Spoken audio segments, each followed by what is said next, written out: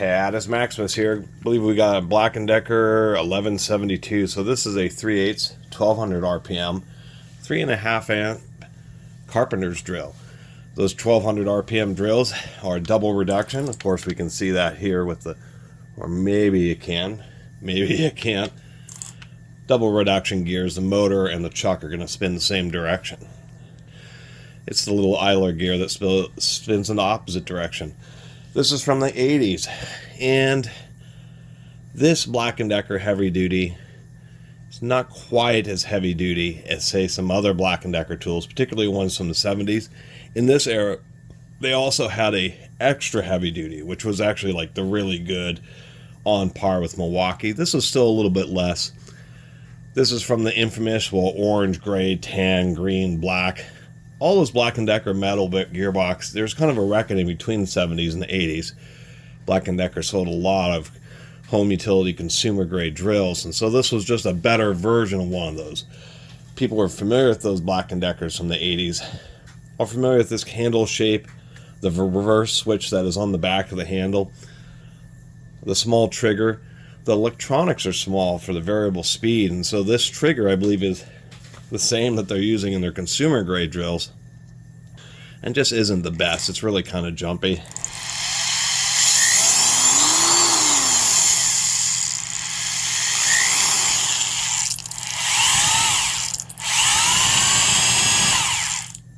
Kind of a distinctive gearbox sound. Straight cut gears in this drill, I believe, all the way through, both on the motor and throughout the gearbox, where brands like Milwaukee were all helical cut. The other issue, now Black & Decker in the 80s had introduced their detachable power cords.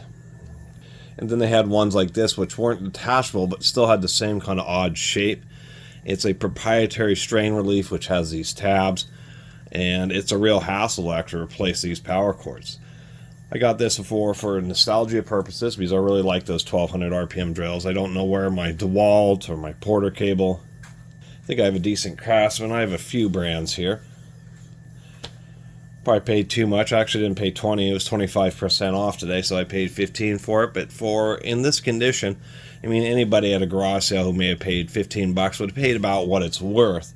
But they would have been a decent drill. I mean, we do have, I believe here, ball bearings on both ends of the motor. One ball bearing in the front to support thrust loads and help tighten up the spindle.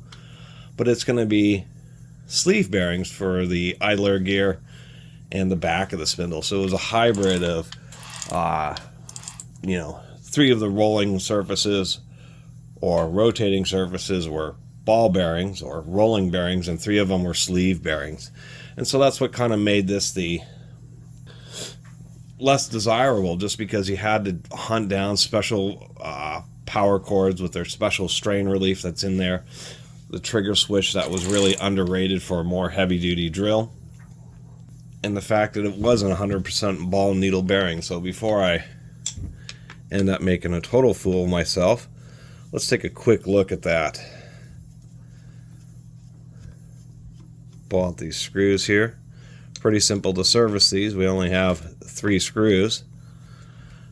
Screws in that thread in the plastic housings, just over time, expansion and contraction causes them to shift back and forth, and they can get loose.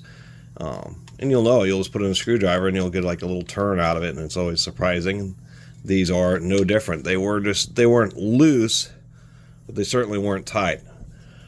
No issue actually breaking these screws. Of course, it'll be better when I put it all back together. There's our super simple setup.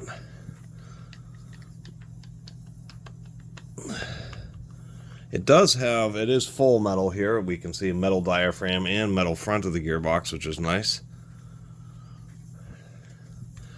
But we can see here, I was not mistaken. Add a little bit of grease in there. Of course, I forgot to hit record as I was assembling it, so I had to take it back apart. Just a little bit of grease. Anyway, this is more of a commercial grade.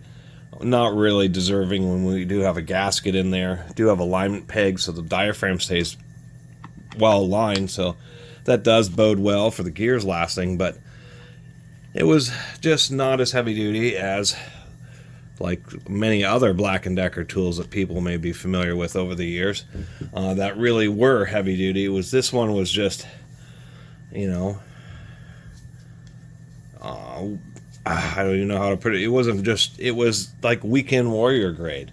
And that was just always been the disappointment with some of these Black & Decker heavy-duty drills from the 80s, is the fact that you just really weren't getting quite that nice of a tool compared to other manufacturers. I mean, it had good ergonomics and worked well enough for most people. Just, you know, really comes down to job site durability and running them real hard. It just wasn't as good. Part of the problem with those sleeve bearings is they generate a lot of extra heat, especially if you're just doing a lot of repetitive drilling or driving pretty large fasteners. That was, you know, kind of the purpose of these Carpenters drills, is they could drive heavy-duty fasteners and smaller hole saws and bigger, you know, small ship augers and just all sorts of general stuff, while giving you just enough torque. That should be evidenced by the chuck, where it is not the vertical line, the traditional Jacobs industrial chuck. It is an all-steel chuck, but it's just a slightly cheaper version. Does sound a little better with new grease.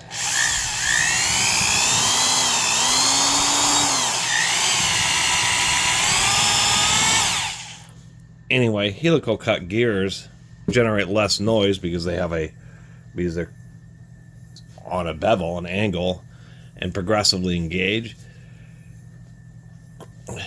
But technically they have a slight sliding component because of that. But straight cut gears are just cheaper, but they tend to make just a little bit more noise. That's why many manufacturers will helical cut the small spin. The first reduction will be helical because it's spinning so fast it's generating most of the noise. And then it'll be like straight cut on the rest of reduction stages. Some companies like Porter Cable do that, but Black & Decker just stuck with, you know, this. Take a quick look inside the back here. Make sure we don't have any loose wires.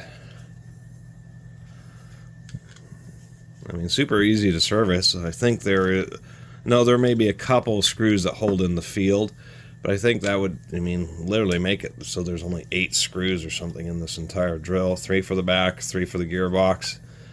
Oh, there's the chuck lock screws. I guess that would make it 9 screws.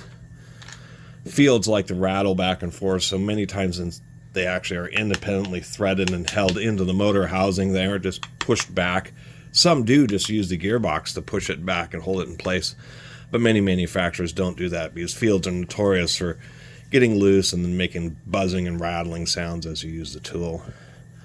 Fortunately, it appears that 3 screws on the back handle are indeed the same size, so you don't have to organize them. And then there's just our standard duty Black & Decker trigger.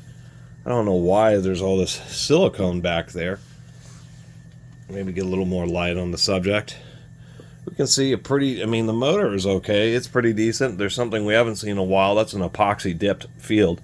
So that is indeed heavy duty. We do have quite a bit of epoxy around the wires on that motor, so that helps it resist debris and other things from getting in there and damaging the wires. Unfortunately, people also recognize these Bakelite brush guides. It's a little bit cheesy. Those are the same as the ones in their consumer grade drills, rather than using like stamped brass. The problem with the Bakelite is if they get real hot, then the Bakelite can actually crack, which is something that happens, particularly around brushes on brush tools. So that's kind of the deal with this drill. It's just is one of those kind of cool Black & Decker drills. And I remember the first time I ran into one of these, I was just really excited because it was, you know, a 1980s Black & Decker heavy duty hand drill, and they're just, I mean, their sales of heavy duty tools had already started to decline by that time, and so you just don't see many of the more expensive heavy duty versions. And then you get this one, you're just like, wow, this isn't as heavy duty as I was really expecting. Particularly because I made some videos of some of the various all metal body heavy duty drills from the 70s. I guess, 60s and 70s, and some of those things were really, really well built. And then you get one of these, and you're just like, oh, you know, it's like a Harbor Freight Bauer. I guess I never checked to see if reverse. Oh, that's probably why it was donated.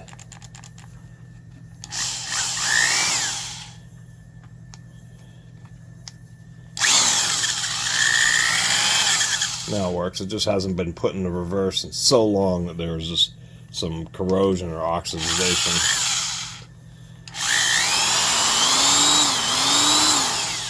So there's my review of the 1172 Black & Decker heavy duty drill that is, you know, a pretty decent drill. I mean, it is one of the classic. Wow, I could barely even make out the contrast on that. There we go. Famous drill coming from Townsend, Maryland, the famous Black & Decker Townsend, Maryland plant. And it just,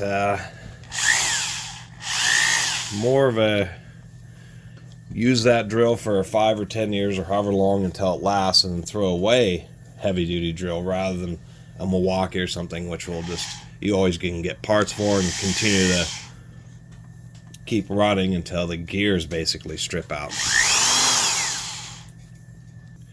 Anyway, still kind of a neat piece of power tool history. Really appreciate everybody who's been watching. See you next time.